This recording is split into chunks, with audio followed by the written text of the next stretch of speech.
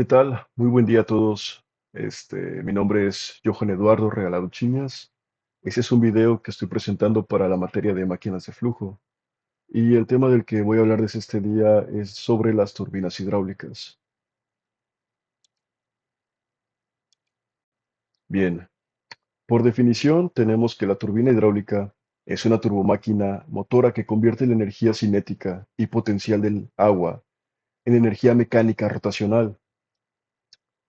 Bueno, ese tipo de turbinas se utilizan principalmente en centrales hidroeléctricas para la generación de electricidad.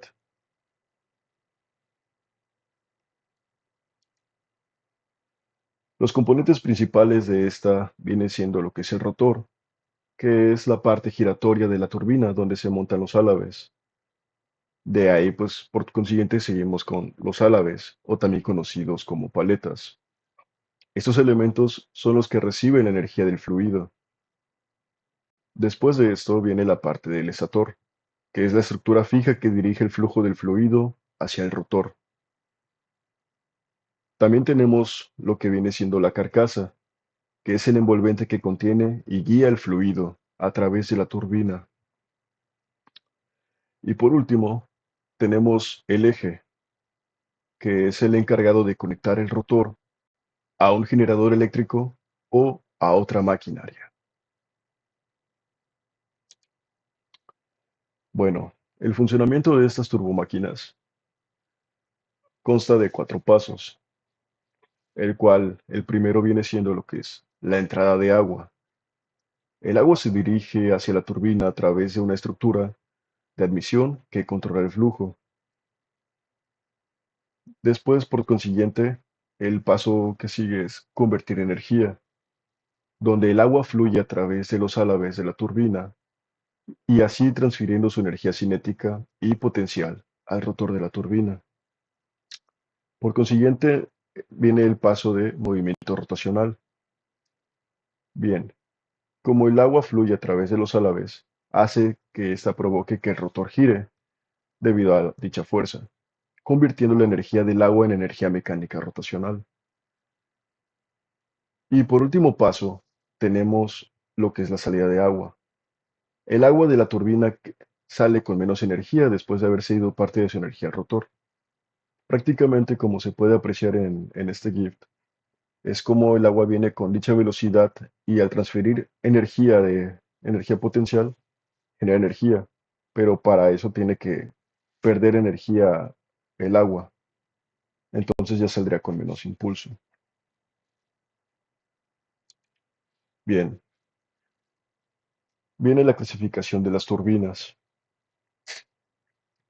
Bueno, para empezar, las turbinas hidráulicas se clasifican de acuerdo con varios criterios, principalmente basados en el tipo de energía del agua que utilizan, la dirección del flujo de agua a través de la turbina y el tipo de acción que se produce dentro de la turbina.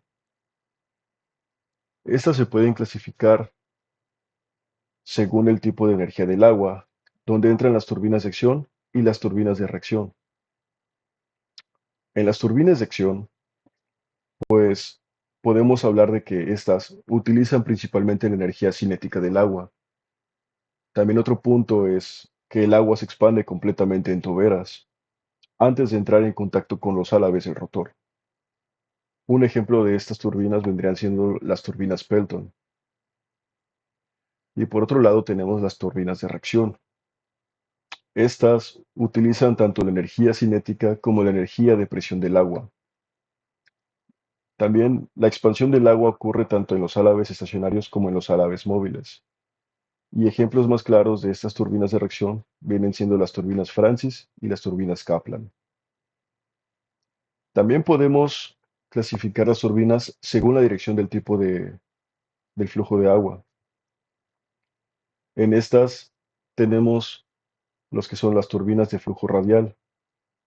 En estas turbinas, el agua fluye perpendicularmente al eje de rotación, donde podemos repetir que un ejemplo claro son las turbinas Francis. No obstante, cabe recalcar que aunque también esta tiene componentes de flujo axial. Ahora, comentando sobre las turbinas de flujo axial. Aquí en esta el agua fluye paralela al eje de rotación, Y un ejemplo claro de estas vienen siendo las turbinas Kaplan. Seguimos con las turbinas de flujo mixto, donde el agua entra en la turbina en una dirección y sale en otra. Un ejemplo vendrían siendo las turbinas Francis, que es en combinación del flujo radial y el flujo axial. Después venimos con las turbinas de flujo tangencial. Aquí el agua impacta los álabes en una dirección tangencial al círculo de rotación. Un ejemplo de estas son las turbinas Pelton. Podemos seguir también en la clasificación de acuerdo según a la presión de operación. Aquí se clasifican en dos: las turbinas de alta presión, que son utilizadas para grandes caídas de agua, y baja velocidad de flujo.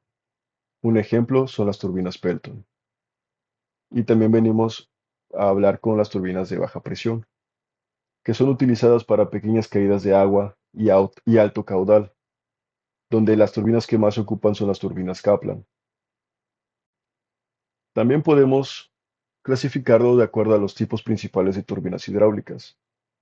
Esto lo voy a mencionar más adelante, pero quiero comentarlo de todas maneras en esa parte, que viene siendo la turbina Pelton. Su clasificación es de acuerdo a unas turbinas de acción y de flujo tangencial. Sus aplicaciones son grandes caídas de agua y bajos caudales. Tenemos las turbinas Francis, cuya clasificación entra como turbina de reacción y flujo mixto.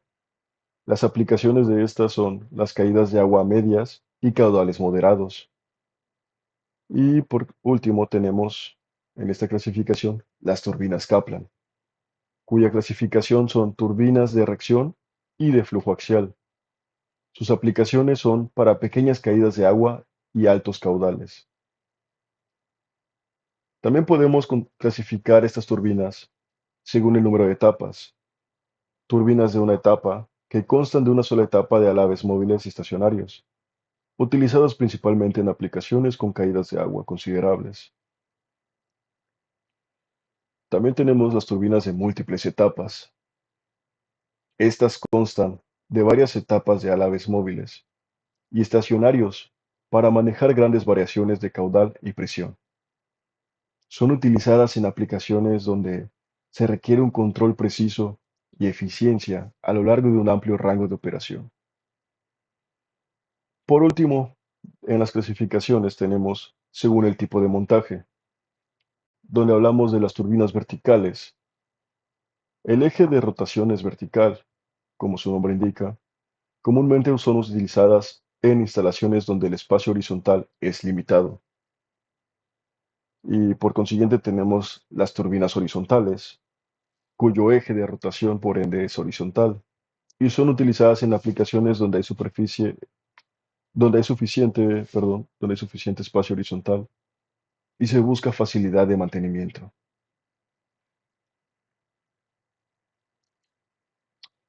Bien, como les había comentado, aquí quiero entrar más a detalle sobre ese tipo de turbinas, que vienen siendo las turbinas Pelton, cuyo principio de funcionamiento es una turbina de acción en la que el agua se expande completamente en toberas antes de impactar los cucharones del rotor.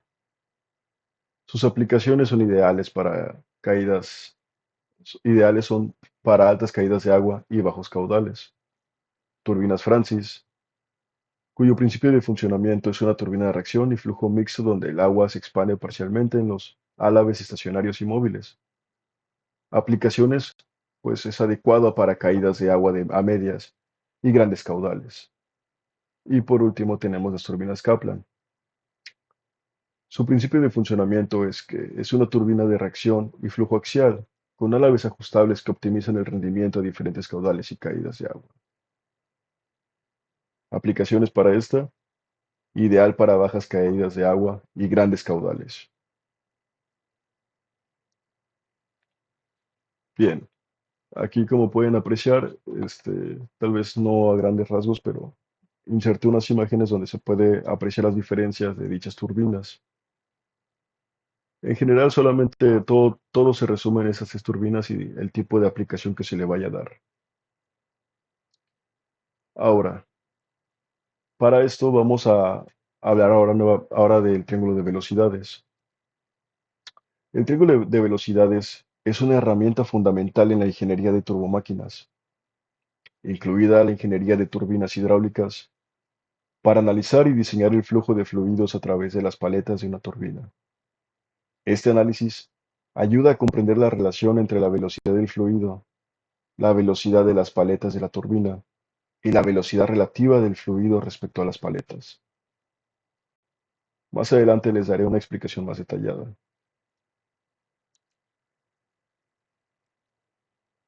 donde vamos a empezar ahora a hablar sobre los componentes del triángulo de velocidades. Muy bien. En el contexto de una turbina hidráulica, el triángulo de velocidades se utiliza tanto en la entrada como en la salida de las paletas, también conocidas como álabes, de la turbina, y sus componentes claves son los siguientes. La velocidad absoluta del fluido, representado por V, que es la velocidad del fluido en relación al suelo o un marco de referencia fijo. Se denota típicamente como V1 en la entrada y V2 en la salida. De ahí viene la velocidad del rotor, que es la velocidad tangencial de las paletas de la turbina en el radio considerado. En esta se asume en una sección transversal del rotor. También está considerada como U1 en la entrada y, U2 en la salida. También tenemos, por último, la velocidad relativa del fluido, representado con W. Esta es la velocidad del fluido en relación con las paletas en movimiento y se denota como W1 en la entrada y W2 en la salida.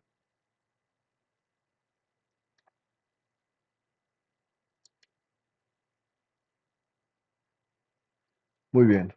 Para el triángulo de velocidades en la entrada, el triángulo de velocidades en la entrada de las paletas se forma combinando lo que es B1 o también representado en esta imagen como C1, la velocidad absoluta del fluido en la entrada. U1, que es la velocidad tangencial de las paletas de la turbina. Y W1, la velocidad relativa del fluido respecto a las paletas. Estos vectores se combinan vectorialmente de la siguiente manera. B1 es igual a U1 más W1.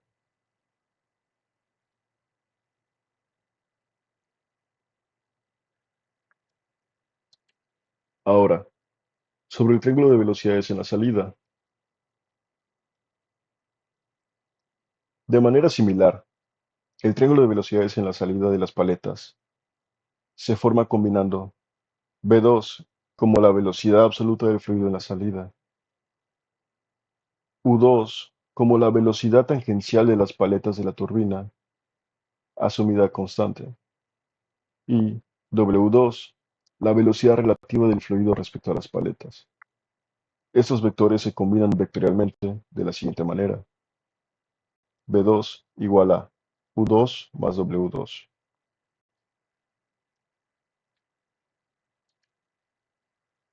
También se consideran los ángulos clave. Tendemos lo que es el ángulo de ataque representado como alfa, y este es el ángulo entre la velocidad absoluta del fluido V y la dirección tangencial.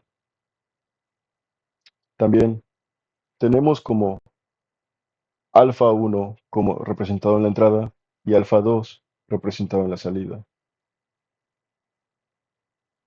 Por otro lado, tenemos lo que es el ángulo de desviación, representado por beta. En este ángulo, el ángulo entre la velocidad relativa del fluido W y la dirección tangencial. B1 va a ser representado como la entrada y B2 como la salida. La importancia del triángulo de velocidades. Bueno, tenemos tres factores a considerar, que es el diseño de álabes.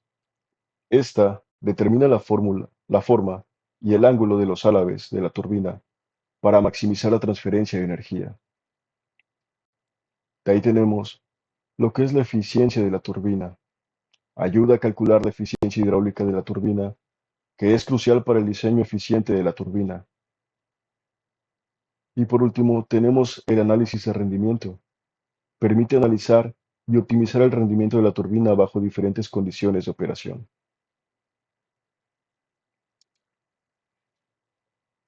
Un ejemplo de cálculo sobre el triángulo de velocidades es el siguiente. Supongamos que tenemos una turbina hidráulica con las siguientes velocidades en la entrada, con V1 como velocidad absoluta del fluido en la entrada, de 30 metros sobre segundo, U como velocidad tangencial de las paletas, con, una, con un resultado de 20 metros sobre segundos, y alfa 1, que es el ángulo de ataque en la entrada, con un ángulo de 45 grados.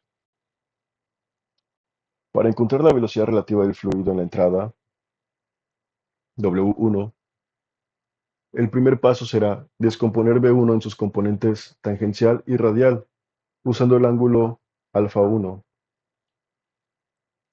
a lo que después utilizaremos la relación vectorial de W1 igual a V1 menos U.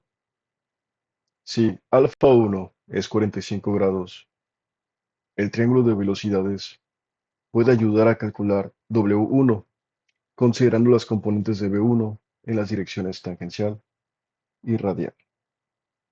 Y bueno, en resumen, el triángulo de velocidades es una herramienta crítica en el análisis de turbinas hidráulicas, proporcionando una comprensión profunda de cómo interactúan las velocidades del fluido y las paletas, lo cual es esencial para el diseño y la optimización de la turbina.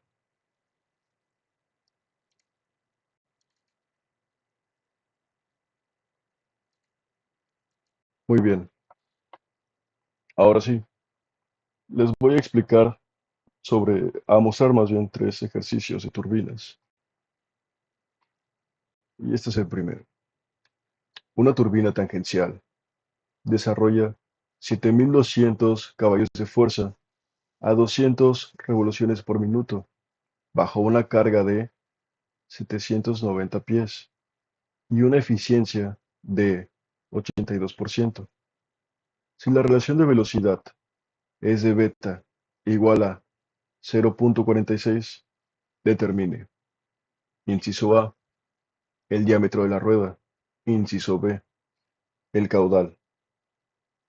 Muy bien, para empezar necesitamos hacer el diagrama de cómo va a verse representado.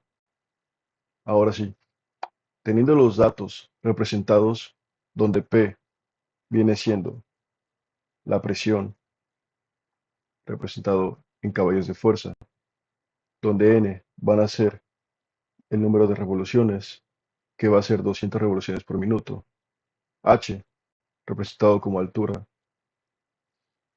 con un equivalente a 790 pies. Esta N va a representar el rendimiento, que va a ser de un 82%, siendo beta la relación de velocidad equivalente a 0.46, donde nos piden calcular el diámetro de la rueda y el caudal. Utilizando estas fórmulas, vamos a hacer la resolución del problema.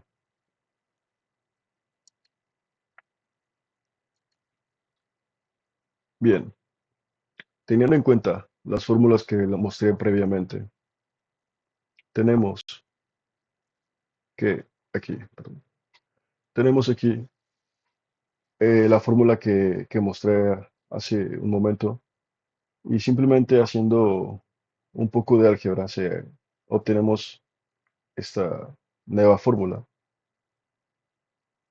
donde para obtener U necesitaremos conocer lo que es beta y la velocidad. Para tener la velocidad, representado como V, utilizaremos esta fórmula, que es igual a raíz de 2 por la gravedad, por la altura. Sustituyendo esos datos, nos daría que tenemos una velocidad de 225.55708 pies sobre segundo. Ahora sí, teniendo la velocidad y teniendo en cuenta la relación de velocidad de 0.46, nos daría una velocidad tangencial de 103.7562 pies sobre segundo. Nuevamente, haciendo un poco de conversiones y jugando más o menos con las fórmulas, podríamos tener que, para secar el diámetro, tendríamos que es igual a diámetro igual a velocidad tangencial por 60 entre lo que viene siendo el número de revoluciones por minuto por pi. Sustituyendo estos datos, nos daría un total de, como diámetro, de, como diámetro, perdón, de la rueda de 9.9079 pies, que convertido a pulgadas es un equivalente a 118.8959 pulgadas. Ya tenemos un dato que nos pidieron. Ahora para caudal.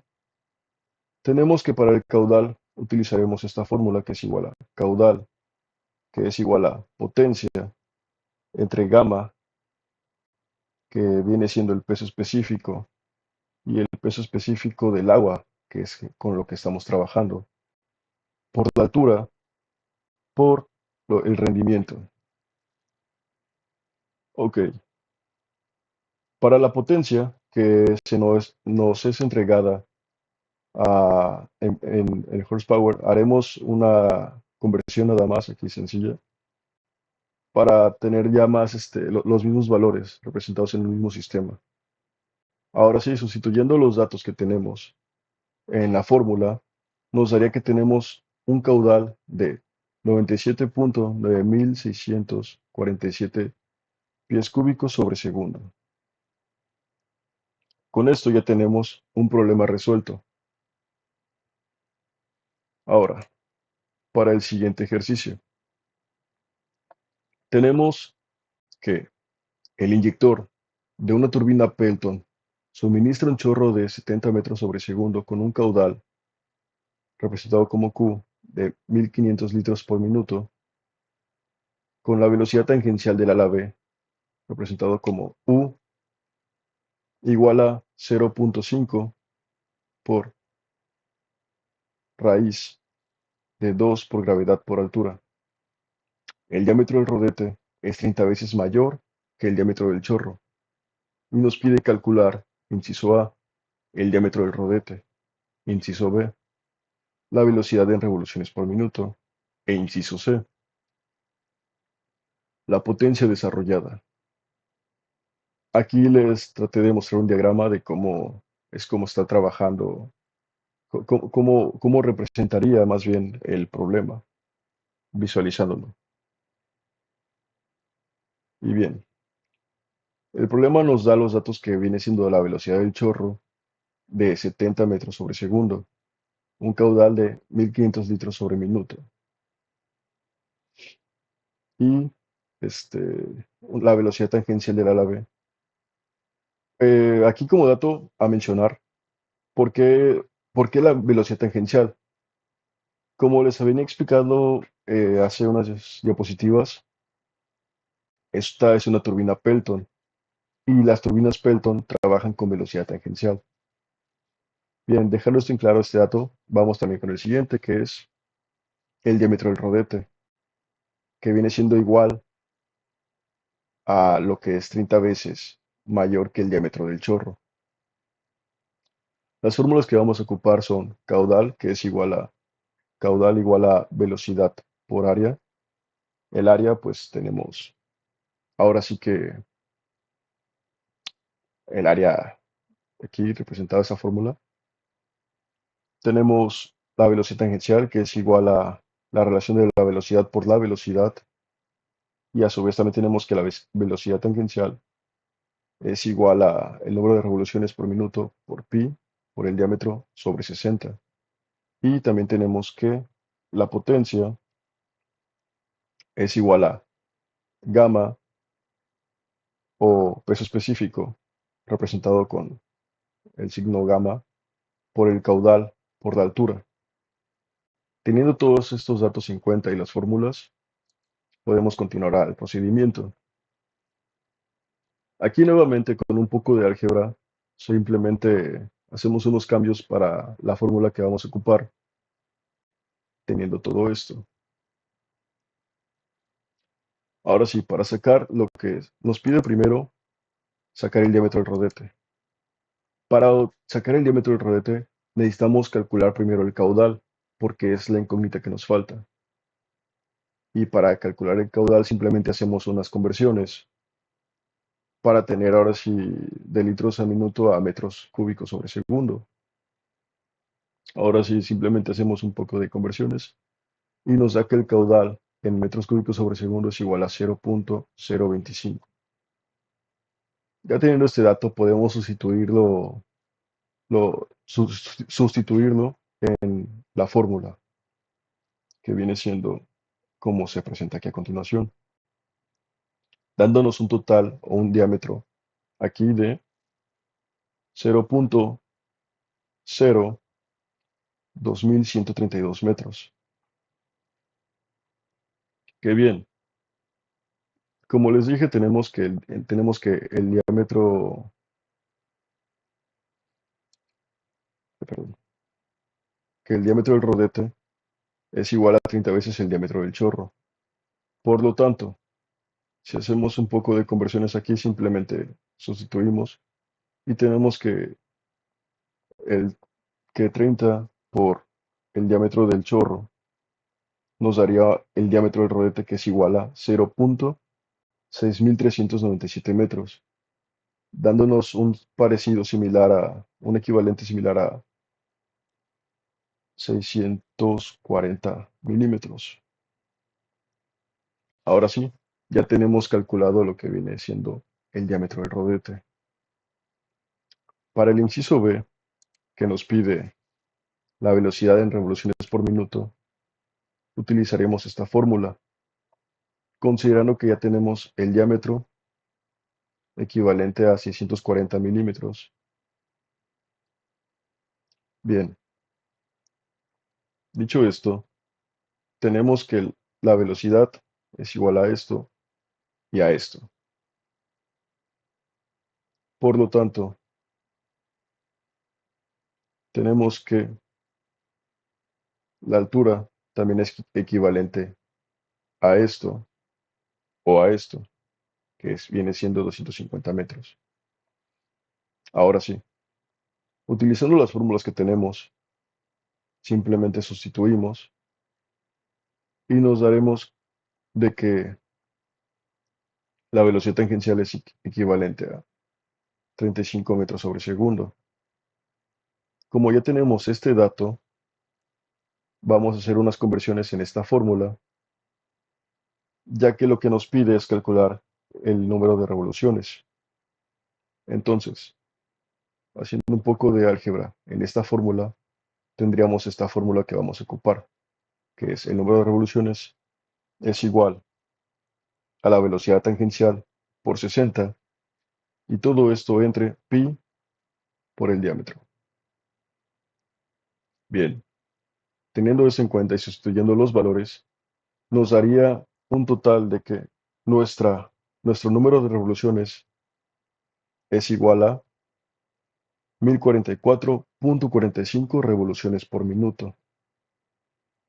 Y ya por último inciso, que nos pide calcular la potencia desarrollada, trabajaríamos con esta fórmula, que es igual a potencia, es igual a al peso específico por el caudal por la altura. Bien, tenemos que el peso específico del agua en este sistema que es equivalente a 1000. Ca- Y el caudal tenemos como valor a 0.025 metros cúbicos sobre segundo y una altura de 250 metros. Ok, Simplemente sustituyendo estos valores y calculándolos nos daría un total de una potencia, perdón, de 61.312.5 watts, que convertidos a kilowatts vendría siendo una potencia de 61.312 kilowatts. Bien, ahora sí ya tendríamos los tres incógnitas resueltas para que ahora sí podemos cambiar al siguiente ejercicio. Y último, por cierto. Bien, este último es una turbina Pelton de velocidad específica, representado como NS, igual a 1.73, entrega 25.000 caballos de fuerza a 500 revoluciones por minuto. Nos pide calcular, inciso A, la altura, inciso B, el diámetro de la rueda. Considerando que la relación de velocidad es de 0.47, nuevamente aquí representamos con un diagrama cómo está trabajando el fluido y la turbina.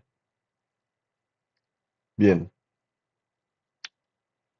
los datos que nos da es ns, que es la velocidad específica de 1.73, una potencia de 25.000 caballos de fuerza, con n representando el número de revoluciones, siendo un total de 500 revoluciones por minuto, y nuestra relación de velocidad de 0.47. Las fórmulas que vamos a ocupar son las siguientes. Bien, para el procedimiento es ahora sí que mera sustitución, no es como que sea tan complicado. Tenemos que la altura a 5 elevado a 5 cuartos es igual a 500 revoluciones por minuto por 25.000 caballos de fuerza al lado medio, entre 1.73. Haciendo sustituciones, bueno, calculando esto, nos daría aquí un total de 45.697.65405. Aquí, como pueden apreciar, hacemos un cambio con esta exponencial a este lado, cambiando netamente ahora sí que los números, debido a que cambio de lado. Ya haciendo este cálculo, nos daría una altura total de 5.344.59.898 pies de altura, teniendo ahora sí ya calculado el primer inciso. Ahora vamos por el diámetro de la rueda. Para calcular el diámetro de la rueda necesitaremos hacer algo más que simplemente sustituir datos, sino que necesitamos conseguir un par de datos extras. ¿Por qué? Bien, aquí antes de continuar voy a hacer un retroceso explicando por qué. Para calcular el diámetro necesitamos hacer la conversión de ahora sí que un poco de álgebra aquí también, cambiando ciertos valores, porque lo que necesitamos es sacar el diámetro. Entonces, para sacar el diámetro hay que convertir esto a esto.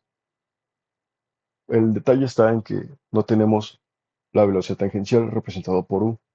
Y para sacar la velocidad tangencial necesitamos los valores de beta, de teta, perdón, que está que es la relación de velocidad, la cual ya tenemos, pero nos falta la velocidad. Y para la velocidad tenemos que esto es igual a la raíz de 2 por la gravedad, por la altura. Bien, ya sacamos la altura. Y tenemos que la gravedad también no solamente es 9.81, sino también 32.3 en el sistema inglés. Bien, sustituyendo estos datos, tenemos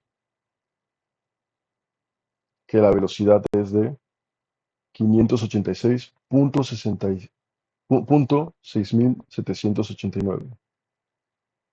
Ahora sí, con este dato podemos sustituir para poder tener nuestra velocidad tangencial. sustituyendo los datos nos da una velocidad tangencial de 276.7391.